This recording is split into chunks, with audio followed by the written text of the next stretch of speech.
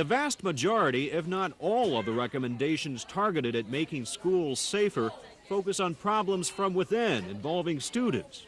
But what about outside influences? All districts have policies to deal with outsiders or visitors, but after selecting 3 metro area schools at random, we discovered, at least on the days we paid them visits, those policies were not enforced.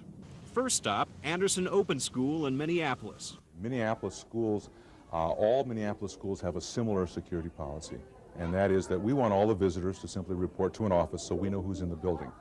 If you don't belong in the building, we would ask you not to be in the building. It's pretty simple. It was also pretty simple to walk into Anderson School and roam freely throughout the facility. What is your reaction to the fact that I came in here on 2 separate occasions, spending almost 2 hours total in this building? Hi, could you tell me where the restroom is? Men's restroom. Right down this hallway. Uh-huh. And right where the cement goes in on the left. Great. So. I interacted with teachers. Excuse me, could you tell me where the library is? I'll show you. No one said, why are you here? Do you have the Encyclopedia Britannica here anywhere? No, we don't. Just World Book? You didn't hurt any of my kids, and you didn't take any of them with you, and I think that that bespeaks well of you. Thank you very much. I'd invite you to come back and watch our school again anytime, and I'd ask you to please stop in the office and check in with us. Principal Tom Schaefer says that's what I should have done in the first place, according to the sign posted on the door at the main entrance. We informed him there was no sign. Well, thanks. What you've done is you've clued us into where we need to put the signs on. Since our visit, signs have been posted. The policy is much the same in St. Louis Park, where the junior high has taken matters one step further by requiring visitors to wear passes. So if I'm standing in the hallway with no pass, what should happen to me? An adult that comes upon you will say, may I help you? May I ask who you are? And why are you here? What would you do? What would you say if I told you that last week I came in here and spent about an hour, 15 minutes, and my presence was never questioned? What time is school out here, do you know? Yeah. 2:36. Thanks. What time did the buses come, do you know?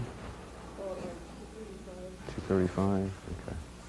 I don't know. I don't know how to answer that because maybe adult did not come in contact with you. Actually, I sought adults out.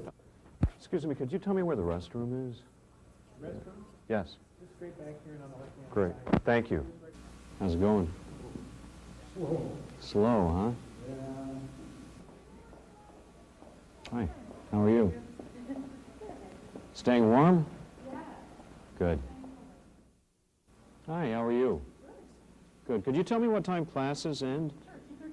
Sure, 2:35. 2:35? Okay, and then the buses will be arriving? All right. Thanks. No one said, who are you? Why are you here? Well, we should have. And I'm saying to you now, I wish you would have checked into the office because that's our procedure. It's a procedure outlined in this school sign, but on the day we visited, the one posted at the main entrance had been taken down for repairs. The third school we selected was Central High in St. Paul. Its sign was posted, not on the door, but high on this column inside the building. We didn't notice it until we went back a second time to interview Principal Mary McBee. I would be surprised if you were here for an hour and somebody didn't ask you who you were. But that's exactly what happened. I guess, what time are classes over here? What time are classes over? At 2 o'clock. 2 o'clock? Yeah. Okay. Despite the fact that Central also requires visitors to wear passes, I freely mingled with students and entered classrooms, all in full view of a hall monitor. Where did you enter? This door right here. And nobody asked you, nobody directed you to the office? No. Well, I'm sure it's possible. You look professional in the sense that you could be a substitute in the building. We don't have any kind of a name tag for substitute, so it would probably alert me to the fact that we need to do something more. It doesn't necessarily concern you that people made certain assumptions about me because I was wearing a coat and tie. It's not just what you're wearing, it's also your behavior. Just because a staff member doesn't always come up and accost someone doesn't mean that they're not under observation. Minnesota PTA President-elect Susan Eystone says schools are faced with a dilemma. True, they have a responsibility to provide security and keep children safe, but I've also seen the kids and the parents resent it. They feel that it's hostile, that it's not a good environment for children, even though they recognize it's for safety.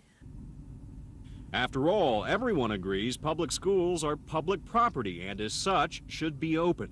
But Principal Les Bork insists there's a way to keep them safe and accessible. We're not trying to create a problem that doesn't exist, Yeah. but how do you feel about the fact that we're undertaking this topic? Well, I think keeping our schools safe is a top priority. And I think that we can't focus on it too much. By doing so, says Bork, schools won't only be safer, they'll be better places to learn. Brad Woodard, KARE 11 News, Minneapolis.